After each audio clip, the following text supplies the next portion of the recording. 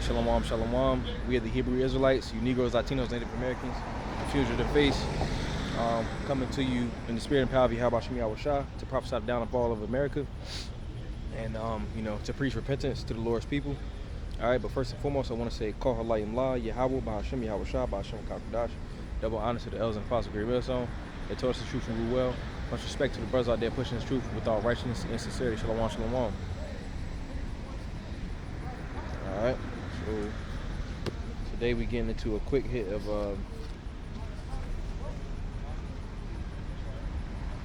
going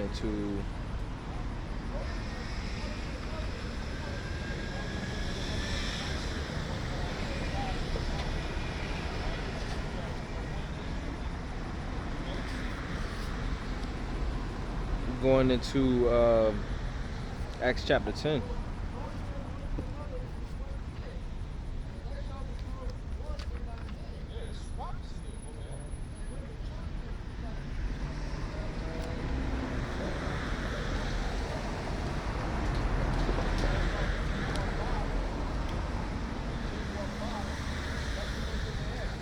Acts 10.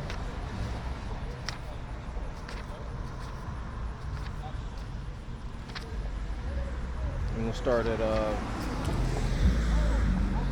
verse 2. Oh no, verse 1. This is about Cornelius. Just in recent weeks, camps have been saying like Cornelius is not an Israelite and things like that. This is Acts 10 and 1. It says there was a certain man in Caesarea called Cornelius, a centurion of the band of the Italian band. Verse 2. A devout man, one that feared the Most High with all his house, which gave much alms to the people and prayed to the Most High always. He saw a vision evidently about the 9th hour of the day, and the angel of the Most High coming in to him and saying unto him, Cornelius. And when he looked on him, he was afraid and said, What is it, Lord? And he said unto him, Thy prayers and thine alms are come up for a memorial before the Most High. So in order for the prayers to reach the Lord, you got to be an Israelite. All right, just going into that, let me see.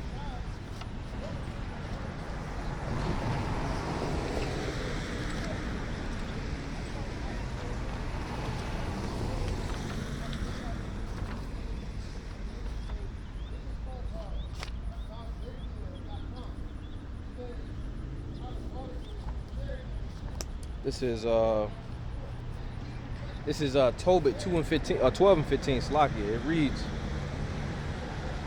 I am Raphael, one of the 7 holy angels which present the prayers of the saints and which go in and out before the glory of the Holy One. All right, so it says the prayers of the saints. Okay, so in order to be a saint, you gotta be from the nation of Israel. All right, and just to prove that, let's go to Psalms 148.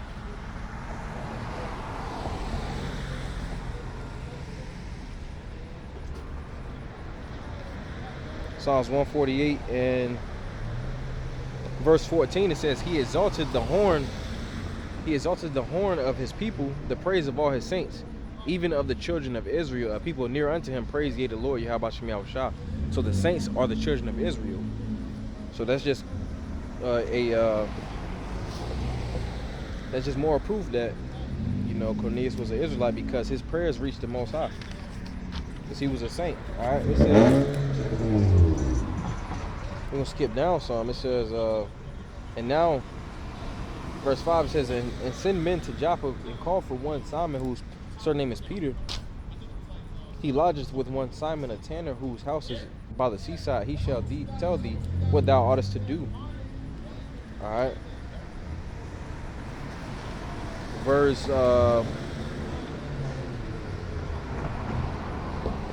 10, because a lot of times, then we'll start verse 9.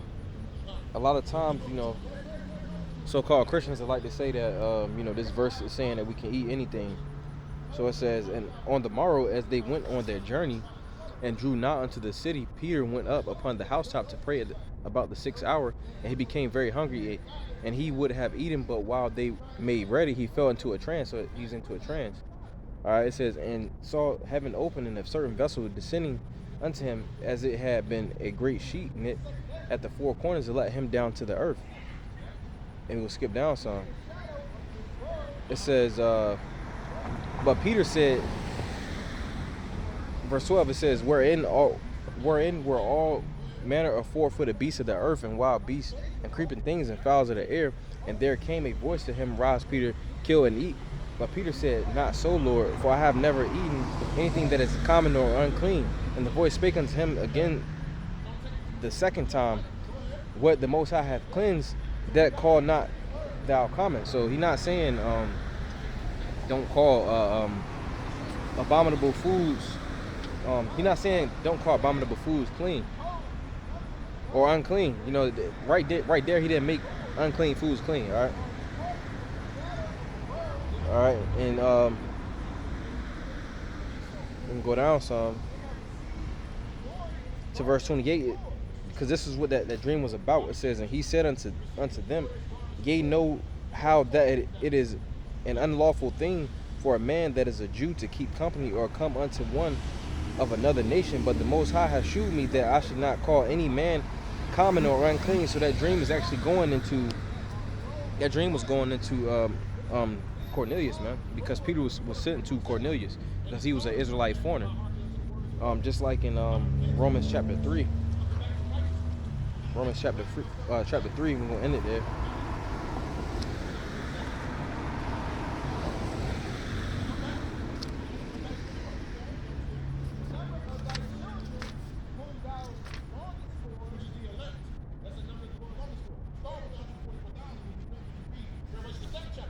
Romans 3 and verse we're gonna start verse 27. It says, whereas boasting then, it is excluded, but by what law? Of works? Nay, but the law of faith. You know, because you're not justified in our works, man. We're no longer justified by just works. It says therefore we conclude that a man is justified by faith without the deeds of the law. So we're justified in our belief. Mashiach Yahushua. It says, is he the God of the Jews only? Is he not also of the Gentiles? Yes, of the Gentiles also. That's going into those of the circumcision, and then the Gentiles, those that are of the uncircumcision. You know, those that don't know that they're Israel. All right. Verse 30. It says, seeing it is one God which shall justify the circumcision by faith, and the uncircumcision through faith. All right. So both are going to be judged through faith. The circumcision, those that know that they're Israelites. Uncircumcision, those that don't know they're Israel. All right, because we all were Israelite foreigners at one point. It says, do we then make void the law through faith? God forbid, yet we establish the law. All right, so Cornelius was in fact an Israelite foreigner in Caesarea in Italy. All right, so Abaratazah was edifying, edifying quick hitter. All right. You go ahead and close it out by saying, call her like La, Yahweh, Ba'ashem Yahushua, Ba'ashem Kakadash, double honors to the elders and possible of Great Millstone. He taught me this truth. Much respect to you brothers out there pushing this truth with all righteousness and sincerity. Shalom, shalom.